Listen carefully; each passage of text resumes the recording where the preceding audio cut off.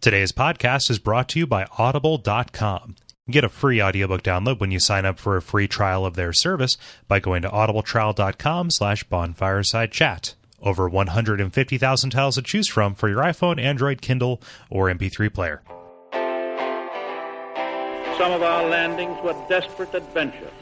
We are now prepared to meet the inevitable counterattacks with power and with confidence.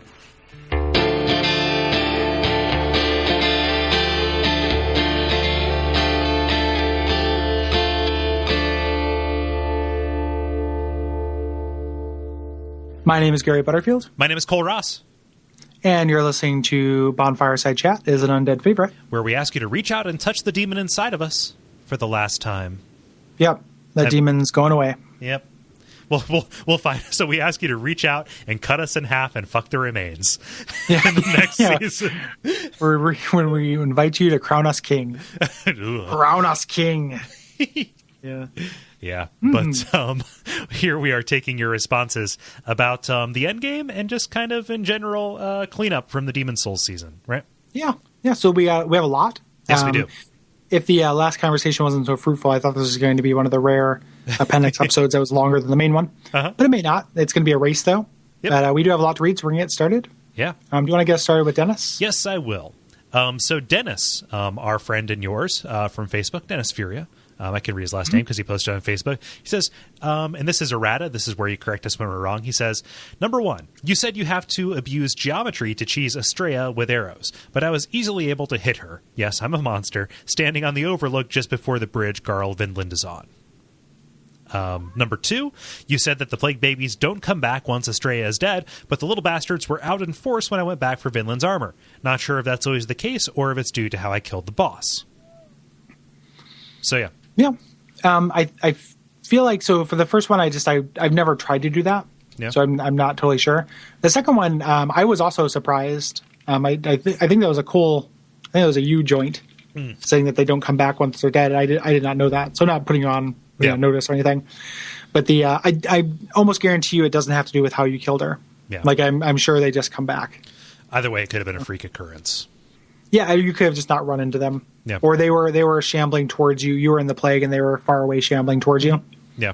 And you just didn't see them when you were plaguing out. Yeah. So, but yeah, they come back. Good to know. Yep. Cool. So don't go party in the swamp, no matter how dead she is. Mandy says via contact.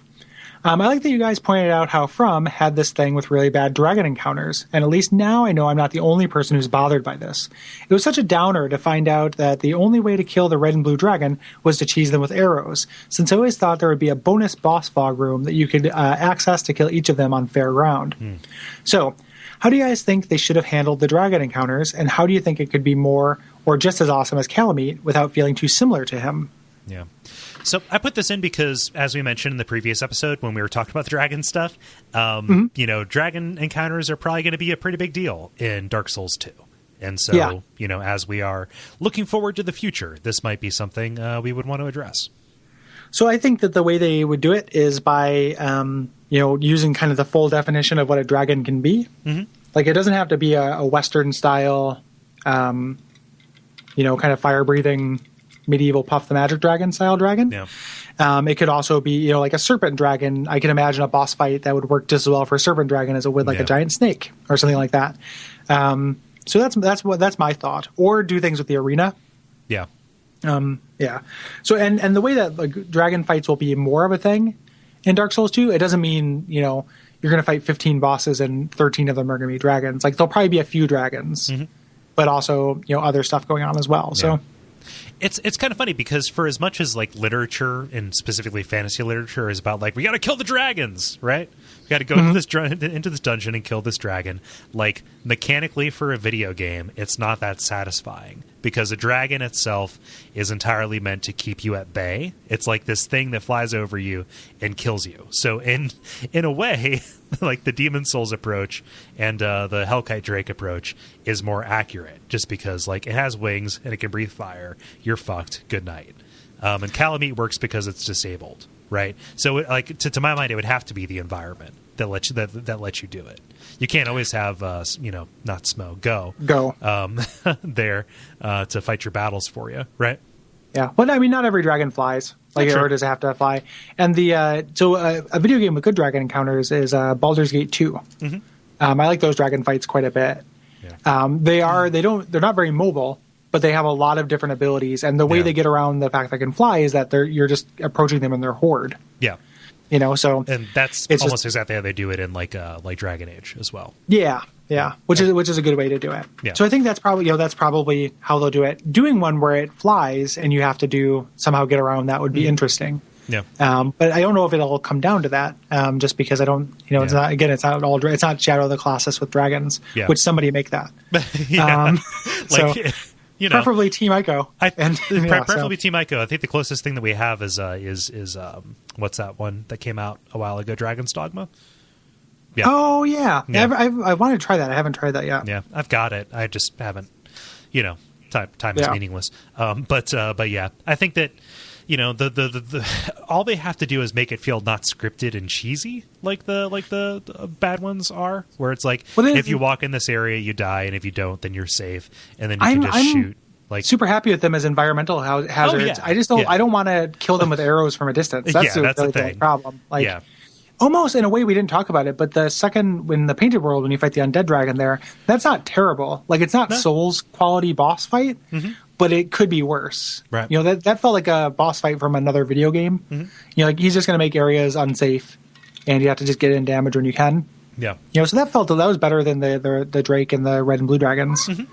So I just don't want to stand back and shoot it with arrows. I don't want to have to make it, an optional thing that you do like an Easter egg like that. Mm-hmm. So yeah. I don't know. Yeah, thanks, Mandy. That was a good question. Yeah, thank you. Yeah. Let's see here. So instead of continuing that, there is one that I forgot to put in the notes, but we want to address anyway before we finish up the Dark/Demon Souls saga. But somebody on Facebook asked, I'm going to look up the name of this person real quick because I do not wish to stop you. So Josh Redding via Facebook says, I have a lore question for you guys or anyone else.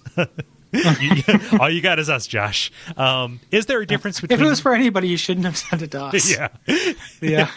Is there a difference between fire magic and pyromancy in the Souls games, and what exactly is that difference? Thanks. So I had a massive response written out before you wrote in and said, hey, let's address this on the show, which was a much more wise course of action.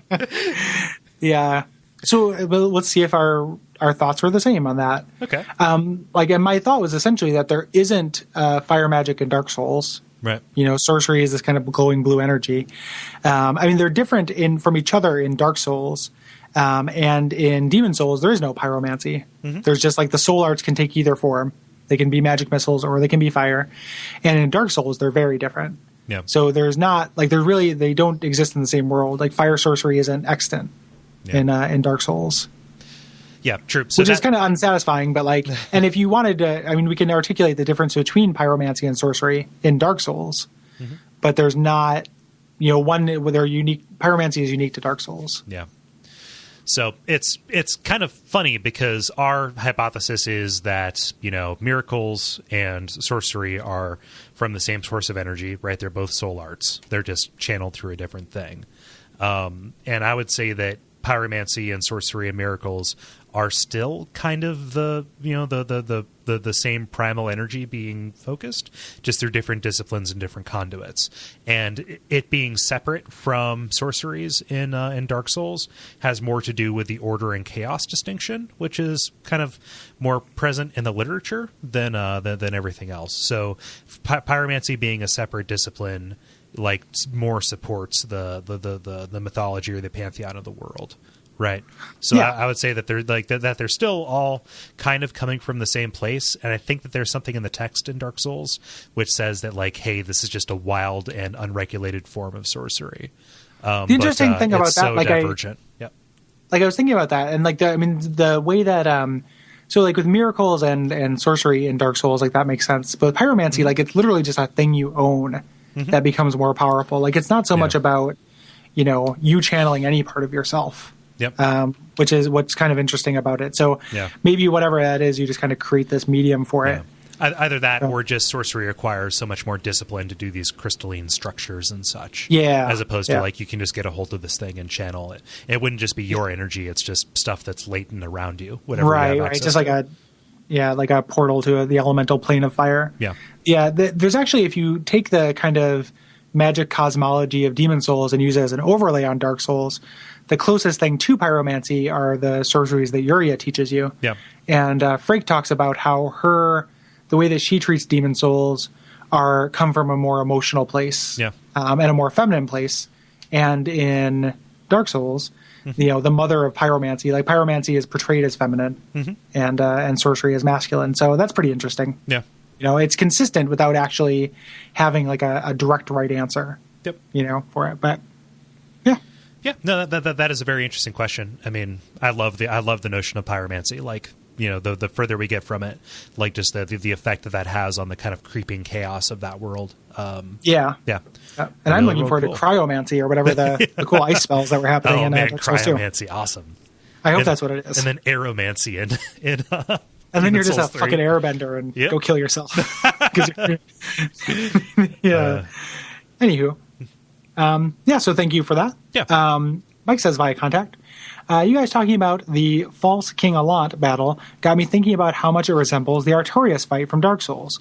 While my favorite boss fight for aesthetics and looks is the false idol, mostly the surprisingly cute face and the fact that she has 4 arms, wink, battling the false king with my demon brant wielding royal was my favorite experience of the game and made him my favorite boss gameplay-wise. So I have to ask, who is your favorite boss for gameplay and who is your favorite boss for appearance/presentation? Good question. Yeah. So I would say by appearance/presentation, it would be the Storm King. And gameplay, it would be Flame Lurker.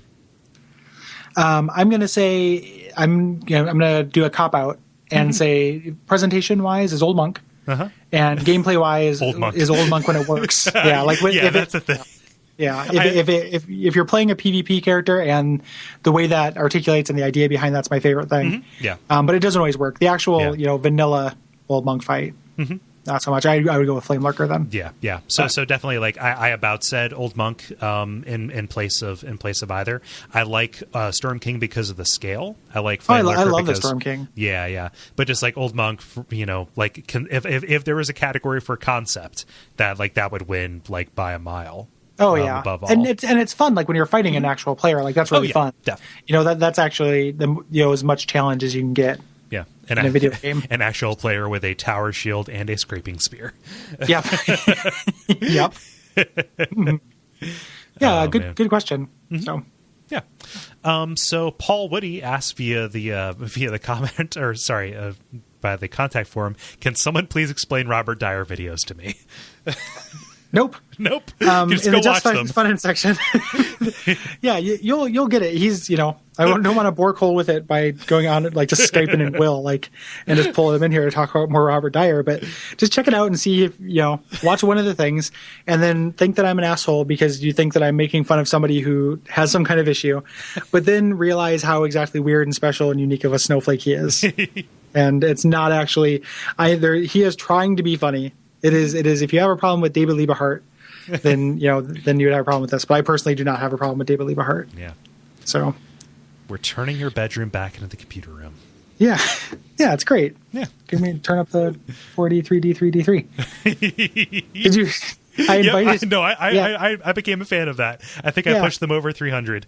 Yeah, it's great. Like Michael Henderson on the because we were talking about Tane, the Tim and Eric Tane, not the Something Awful Tane.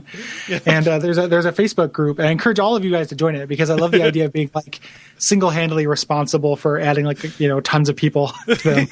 But just become a fan of the page and like the page. Give me a printout of Oyster smiling. And there's no content to the page. It's just the picture of Oyster smiling as all 3 pictures. And it's so that smirk that Paul Rudd makes is so good. It's so goddamn good. So all day I've been like, and it says it in the right, it's like, invite your friends to like a picture of Oyster smiling. Yep. I'm like, don't mind if I do. I shared the video. It's so fun. It's so good. On our company's Facebook page. It's like, what the hell, Cole?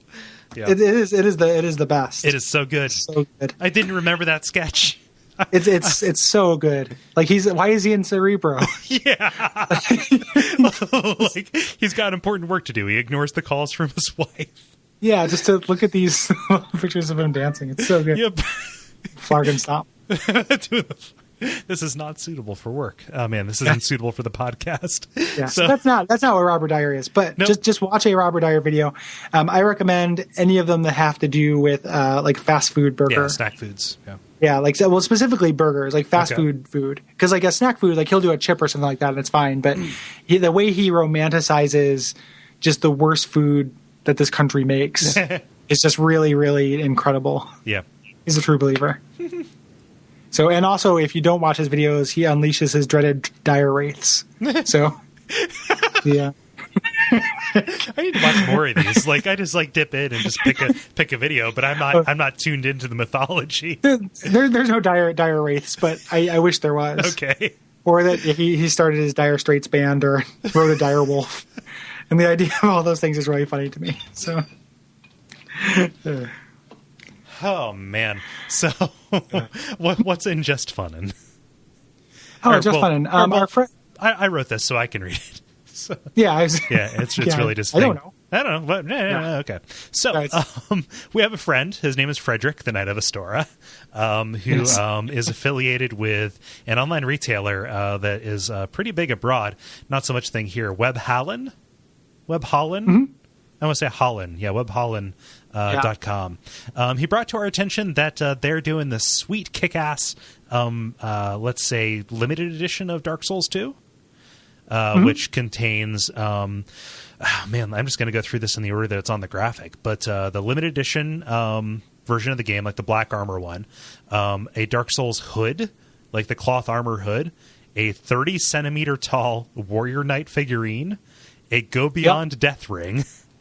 the soundtrack CD, cloth map, collectible art book, all of which are cool, and a Dark Souls 2 branded messenger bag. Yeah, it's pretty cool. Yeah. And like if I wasn't already in on a collector's edition of Dark Souls, like I would be very tempted by it because it's awesome. Yeah.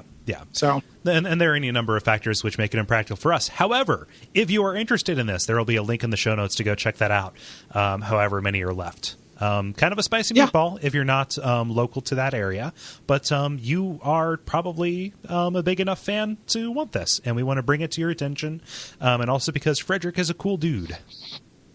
Yep. Yeah, absolutely. We don't plug things lightly, so it's something that we actually are into. Yeah.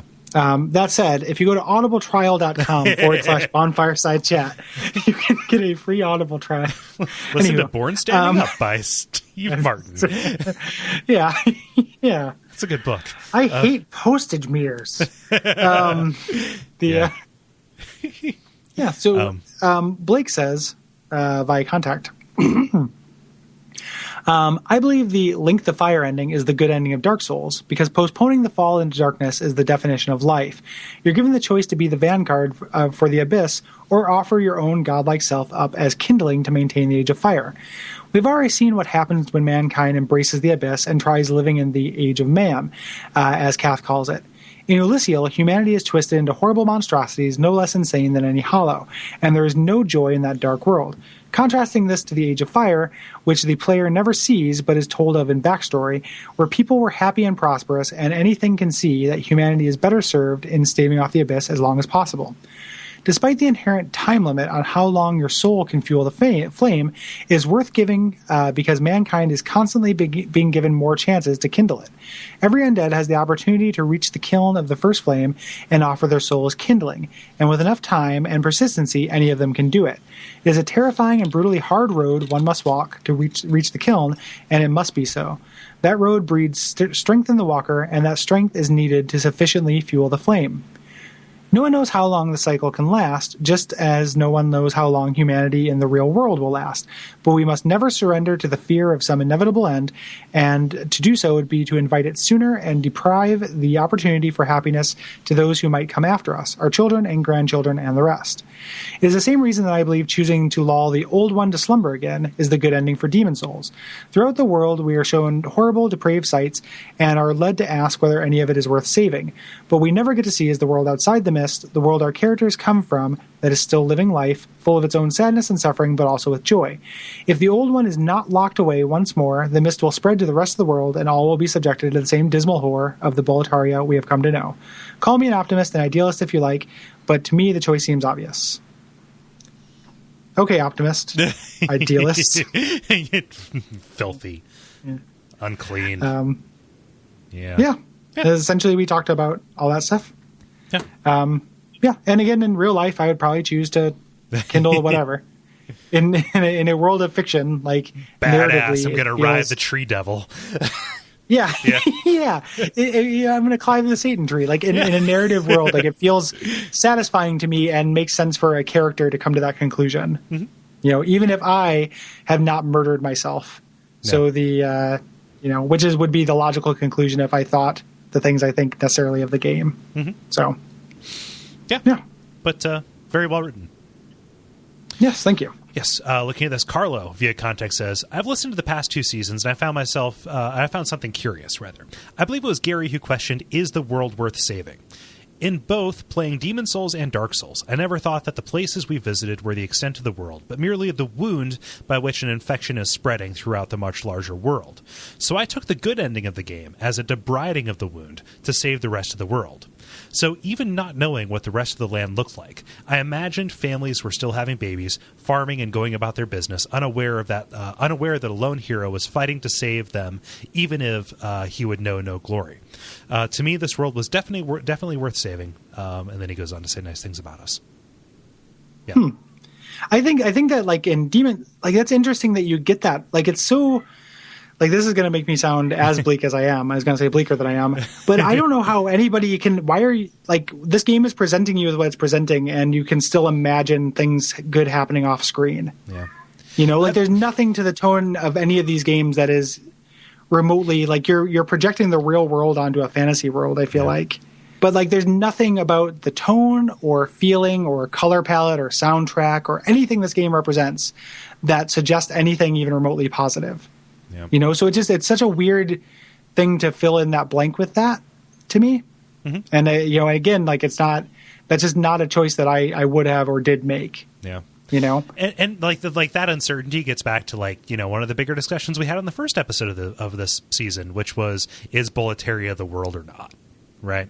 Like, just how much more of this is there outside of it? Like, does that art stone go anywhere? Are they, did they spare themselves by destroying it, et cetera, and on down the line? Like, there's just so much that we don't know, and the darker stuff is in evidence, but you have to wonder, with as many unreliable narrators as there are, like, which kind of literary constructs are you going to bring to this in order to interpret it in a way that is satisfying to you? Yeah. Well, even not just like the narrative structure, but like if you start looking at things like theming and tone, and like, I mean, I feel like every aspect of the work lends itself to a pretty bleak worldview. Mm-hmm. I don't even feel like that. I feel like that part is at least objectively true. And the idea that like anything, we do a lot of conjecture on the show, but like imagining, happy families in other parts of Boletaria, that's 100% pure conjecture. Mm-hmm. There's nothing in the text or in, that supports that in any way. So it's like, it's fine to imagine that. And like, I'm not calling you wrong for that. It's weird to me to come away from this experience with that. Yeah. And maybe it's possible that, I feel like I'm not saying that you are doing the opposite by saying that I'm doing this thing, but I'm not bringing my worldview to this. I'm trying not to very much. I mean, you can't not do that, but it's like, I recognize in the real world, like that is true. Yeah. But the game isn't presenting the real world. It's a game. It's like a work of fiction. It's not, the rules that by which, we play don't necessarily apply. And it's also very much, like any game, like anything that is set in this kind of trapping, right? Like you are working to save something. That is the assumption, right? And then again, it gets down to the question of, is it worth saving or not? But like, just maybe maybe it's a sunk cost fallacy kind of thing where like you think, okay, I've gone through all of this. Do I throw it away? And I would say that like, even insofar as like maybe talking to what Freak, right? Yeah. And hearing like, okay, maybe this stuff is going to go around. Like there isn't a lot to say that, what Allant is doing is going to be any better aside from Allant himself saying, let it burn because it's not worth living, because, he is not that reliable either to me. Right. I mean, obviously you have to choose who you believe, but nobody says like, things are good elsewhere, or that things are going to be like the bit about like the Age of Fire in in Dark Souls. Like I don't really feel like that is ever they're ever portrayed as a good life for mankind. Like it seems like the status quo and things are shit now, but there's a lot of projection that has to come on to ascribe positivity to that. And even that, like so the motivation is you are sent from another kingdom, or you came here from another kingdom in order to, and your motivations are unclear, either to harness the power for yourself or to stop, the tide, right? So I guess the choice is set up from the beginning, which is, and Dark Souls is like a little bit different of a choice to me too. Yeah. Like I feel stronger about the negative choice in Demon Souls than I do in Dark Souls. Like there's tons of evidence of other kingdoms in Dark Souls. Not necessarily where things are fine, but you hear about the sound sorcerers of Venheim, and you hear about the different like Astora, and everything. That all have their own individual problems, but there is a greater implied world in Dark Souls than in Demon Souls, and it's not as bleak. Like the worst, there's nothing in Dark Souls that is as bad as, I almost want to say, any area in Demon Souls. As far as just kind of like quality of living wise, there's castles that are filled with undead monsters, but you're not, you don't have a stockpile of Thomas telling about when the demons showed up and he had to run away from his daughter when it happened. Yeah. It's just there's monsters there now. There's so little evidence about what the real world is like, or the outside areas in Demon Souls. Yeah. And, again, it comes back to worth saving if you believe that you came here to stop this instead of perpetuate it. Like, just that is the construct that you're operating under, even if everything in evidence is showing you that, like, it is, again, that is a very satisfying reading of a piece of fiction. Yeah. Right. Which and part is of it, like, too, you're going here to save it, and you realize it's shit. So, climb the Satan tree, right? And it's also more of, like, it's a little bit less pat. For like a game that doesn't traffic in a traditional hero narrative, like the fact that even if you are saving it, like the fact that things are cyclical, like it's interesting to me that both you and Carlos said there's this chance that it's going to break the cycle. Like things are just going to get marginally better each time. And I don't feel like that's really supported by it. I don't necessarily think you're wrong, because we do conjecture on things we have no evidence for all the time on this show, but there's no real, like, there's nothing to say that like that cycle is ever going to stop repeating. So I don't know. Like, I feel like it doesn't feel very Soulsy to me to have it be a happy ending.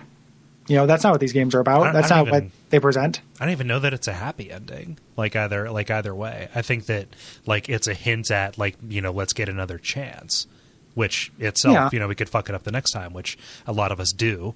But it would be a happy ending if you were able to ever not fuck it up. Yeah, and I don't think that possibility space exists in these games. Well, I mean, you fuck it up a little less each time. But then it has to get to somewhere. Yeah, well, there's a logical conclusion of that. So it's either, do we work real hard to make this better, if that is the place that it goes, or do we just end it all right now? But it can never get better. Like, there's nothing in this game that ever shows that it can get better. Like, it doesn't. I mean, again, like that's just the impression I get from it. But there's just nothing to suggest that things are going to get better.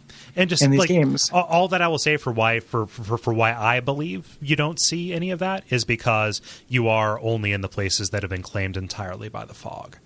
Like, which are in the game. It's what the game is presenting. You're imagining things outside of like that's, so it's fine for you to, like, again, like baseless conjecture is what we traffic in. Yeah. However, like I can't, I making decisions about the game based on things that are within the game, seems right to me. Yeah, like that seems thematically and just whole. This is something that I do with everything, which is I prefer games that build atmosphere and world, right? And the implication of what we're seeing right here and what can draw out from beyond that. Like, just I don't, I couldn't cite any particular thing that makes me believe this, but like that is that's where it goes. It's not rational. It's not based on any particular thing I could cite. But I don't know. I feel like we're going in circles. Yeah, I mean, I wish for momentarily I could mind meld with somebody and see what makes them think that there's goodness in these worlds or possibility space for it. Yeah. Even out either chronologically or distance wise, I don't know. I can't. I just and I feel stronger about that than I do in Demon Souls than I do in Dark Souls. Yeah. Like as I mentioned, I mean, as you said, going in circles, but I can see to that point much more than I do in Dark Souls than I do in Demon Souls. And my thinking about these things evolves over time. There was a time when I thought like that the Age of Humanity or whatever, the Age of Darkness ending was the better one, but like I pretty much landed firmly in revulsion to that idea because of what happened in because of Artorias of the Abyss. Because of Artorias of the Abyss, which is what makes that one have a little. Maybe Demon Souls needs an Artorias of the Abyss, to make that to muddy up that water a little bit for me. Yeah. So who knows? I don't know. Let's see here. I read Carlo. So good. No, but it wasn't actually. Oh, yeah, it was Carlo. Yeah. So Take says via contact. Most of the boss names in Demon Souls are pretty much straightforward translations of their Japanese names. The one big exception is King Allant, and or the one in the old one is actually incomplete Allant, or literally Allant who failed to become. I don't know if that changes anything, but I think it lends itself to the theory that Allant was in the middle of becoming a demon when he walked in and stepped in his pile of goo. Aww. Other random stuff. The Maiden in Black is the Maiden in Black Firekeeper. That's interesting. Yeah. Frake and Gary, the guy who made most of the magical items you wear in the game, get their name from Norse mythology. In Norse mythology, Freki and Gary, known as the Ravenous Ones, were wolves who always accompanied the supreme Viking god Odin into battle. And there's a source. Astraea was some Greek immortal virgin lady who fled mankind's wickedness. Yeah, that's why I recognize that name. Yeah. Blige is known as the excavator in Japanese. Not sure if the term is normally associated with grave robbers, but it amusingly reminds me of the way that Locke calls himself a treasure hunter in Final Fantasy VI. Lord Rydell's full title is Lord of the Frontiers / Remote Region. Just a little bit more evidence that Latria is further away. Satsuki, surprise, means bloodthirsty in Japanese. And finally, Stockpile Thomas in Japanese is literally just Thomas with the big bag. Bag of holding, anyone? I think they're trying to make a comment about his masculinity. Oh, there we go. Yeah. With the big sack. Yeah. So, yeah, Take bringing it with the lore. Yeah, and the translation stuff. Thank you so much. Yeah, Firekeeper. I feel like we drew that like that came up a little bit earlier, like when we were talking about the Maiden. But somebody, and I don't have the name at hand, and I don't know where it's at to look it up. But somebody on Facebook was asking if we ever addressed the fact that the Firekeepers never meet in Dark Souls, and we never did. I don't think there's any explanation, like they can't meet, or else the world will be torn in twain, or something like that. But or else it the is world interesting. Won't be mended. Yes, the world will be unmended.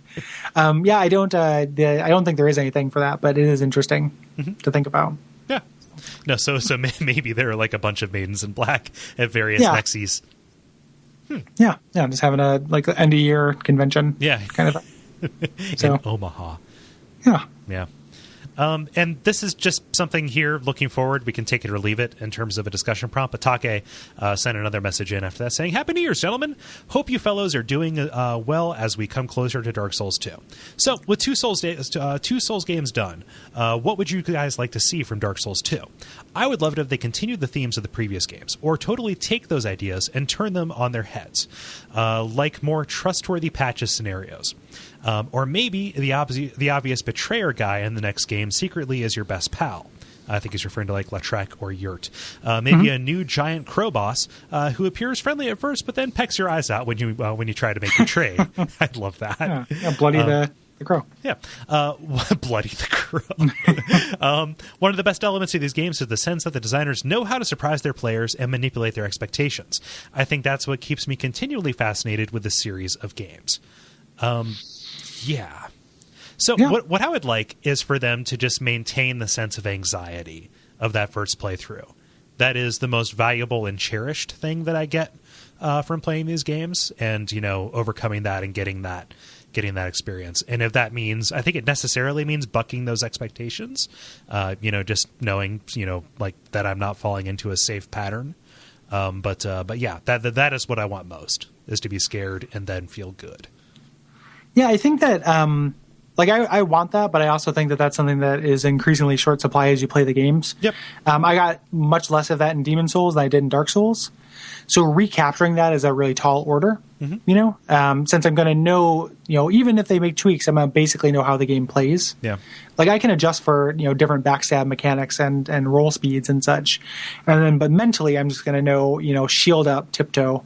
Yeah. Like my Demon Souls playthrough is so much easier than my Dark Souls playthrough, but the things that remained and made it still, an equal as far as the game, I think, is the storytelling stuff. So that is out of the things that I want them to maintain, that I think they can maintain without, giving me, limited amnesia or something like that, like a memory erasing drug, would be the lore wankery. Like I still want to be able to try to draw desperate connections between bits of incomplete information. And from everything I've heard, that's going to be harder to do, just because they are doing some more explicit stuff with the narrative this time. So it could still be there. And I think that, like, along with mine and kind of related back to yours, just that sense of mystery about the world, and just the the idea that I want this to feel big and forbidding and unknown at the start, and then have it become more familiar through play.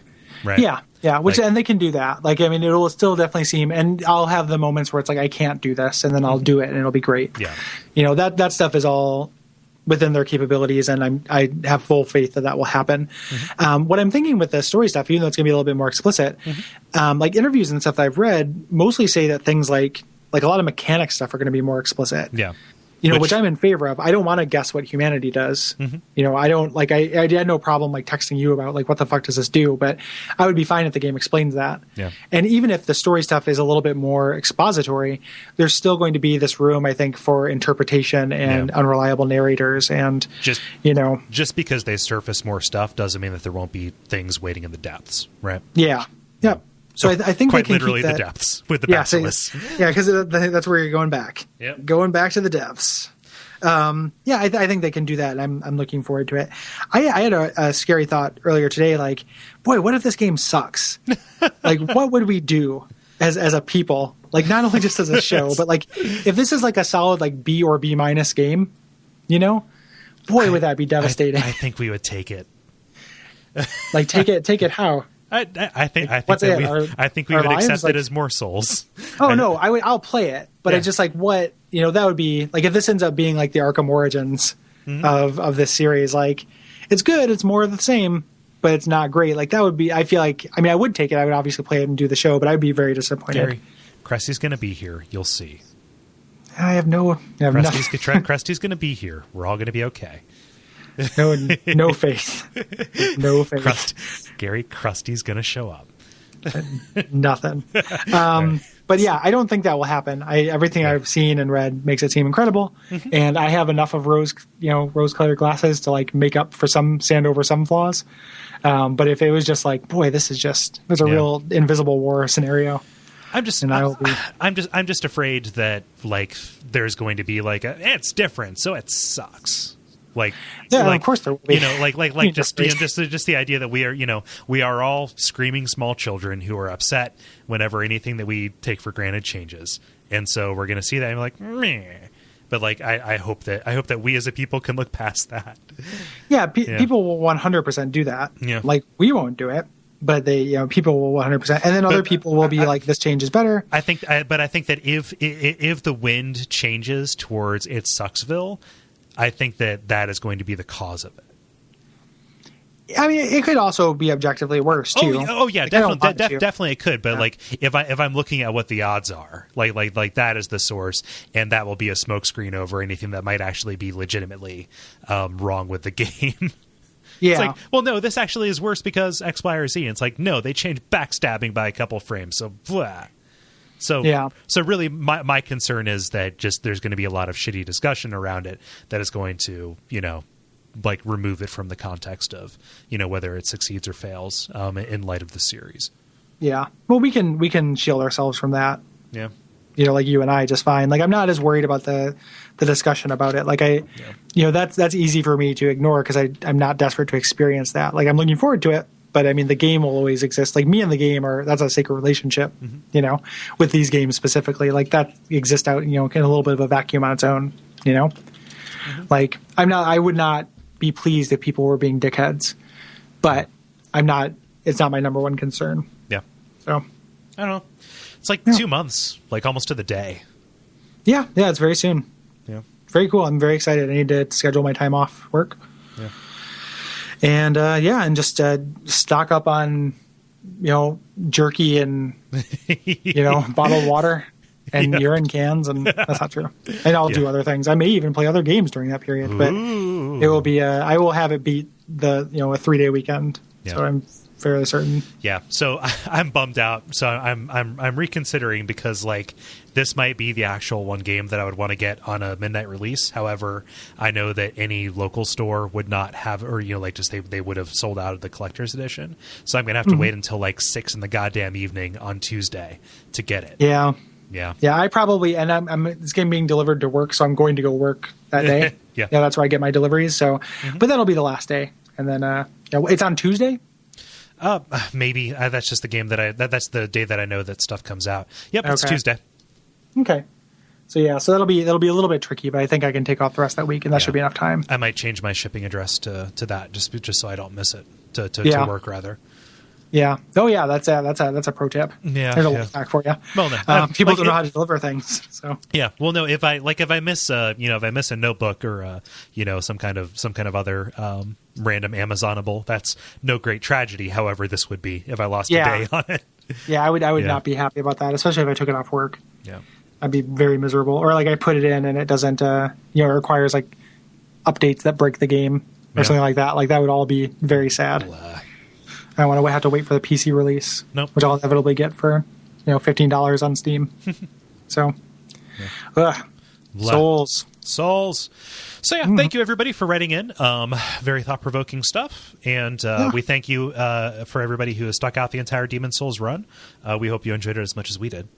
Yeah, and hopefully you join us during the next season, where we talk about the origins and influences on the Souls series of games, specifically Berserk, bothly in manga, both in manga. You said bothly 3 times. I did. I'm fading. Both in manga and anime form, and then also Kingsfield 4 or Kingsfield the Ancient City. So send in your thoughts on those, specifically Berserk right now, and just in general, we will gather those up. The episodes are probably going to be structured a little bit differently, just because reasons. But they're going to be backwards. Yeah.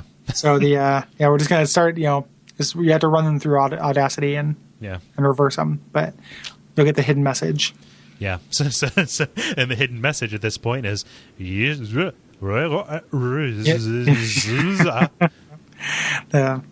hidden message is if I get to block one more shot by that, I can only dodge 2 more times. Yes. Yeah, climb the Satan tree.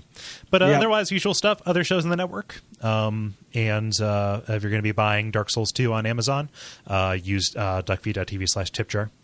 Yes, please do. iTunes ratings and reviews, and also Facebook.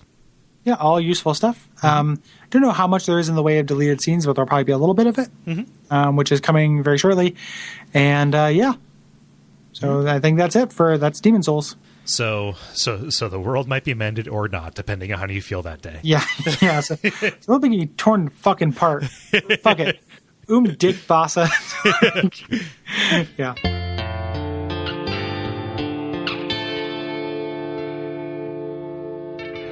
And we all pray that we will have far more soon.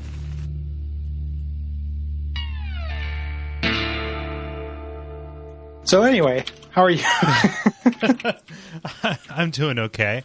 I'm realizing slowly that I'm going to have to play Kingsfield in half-hour increments because I need to have Dramamine in my system to play it. Yeah. Yeah. For some reason, that particular brand of like really sluggish turning around and moving just puts me on a fucking roller coaster. Interesting. Yeah. Yeah, I turned off the walk wobble which usually sets me off in a bunch of games. Makes no difference. That's interesting. Yeah. Yeah. I played that for about a half hour yesterday. I just started it, and didn't get anywhere, but did not experience that, thankfully. Yeah. But it is really, nauseating in a way that you could put like certain, it's like it's queasy calliope music. Yeah, it is. Yeah. It's yeah. So I'm sitting there. I'm thinking maybe I'll play it on a smaller screen. That might help. Sure. I bet you that would help. Or just I play it in my bedroom instead of in the living room or something. I was like sitting there. It's like, man, I have to pause and look away. I don't know. Yeah, that's interesting. Yeah. I'm glad that I didn't have luckily didn't have that response or that feeling. All right. I liked that. Yeah. I hope you don't mind that I yes-anded it. No, it's fine. That's what I was expecting. Yeah. So because Podzen, it's so funny. Like the target market for podcasters, small business owning people who wear like mediocre men's clothing, love berries, and then go to a kink, sexy kink or whatever, extreme restraints. Yeah. Those are podcasters. So, podcast listeners. That's just bizarre. So, is that a statement on? Okay, so I'm going to put a marker here. Is that a statement on the audience, or is it just because these are the few companies that have like edged their toe into sponsoring stuff and found that it works? I feel like most podcasts would take any sponsorship that is offered, right? Like ourselves included. Like I make fun of that Snap.com thing.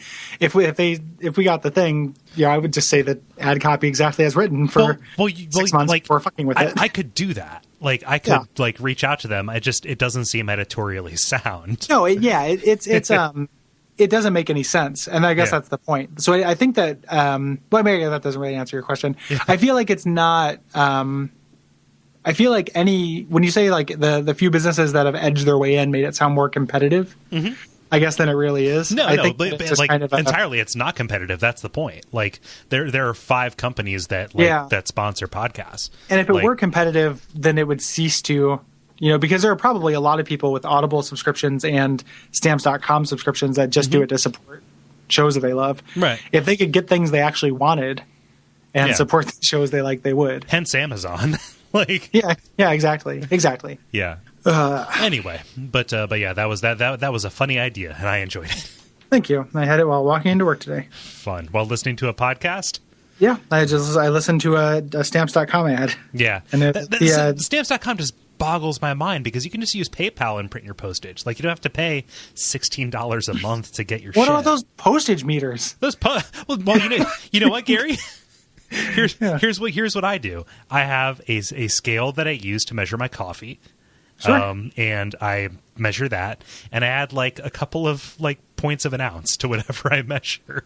Yeah. And I overpay a little bit, but I don't overpay by $16 a month, as with Stamps.com. Yeah, exactly. Like it's so unwieldy, and it's just so funny to me. Like how many people out of 50 do you think have leased a postage meter? Yeah. And why do we think those people listen to podcasts? Like, we're big fans of comedy and video games.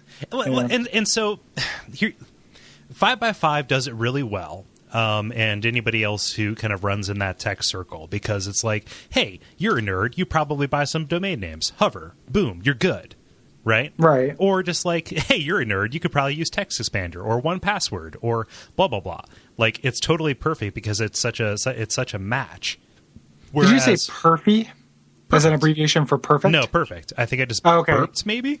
You maybe irped or cut off for a second. It's like Cole. No, God, no. No. What am I, like a twee 90s British teen? I didn't think so. I couldn't. That's what my ears told me. Like, no, okay. Trust your senses, obviously. Perfy, but perfy, God.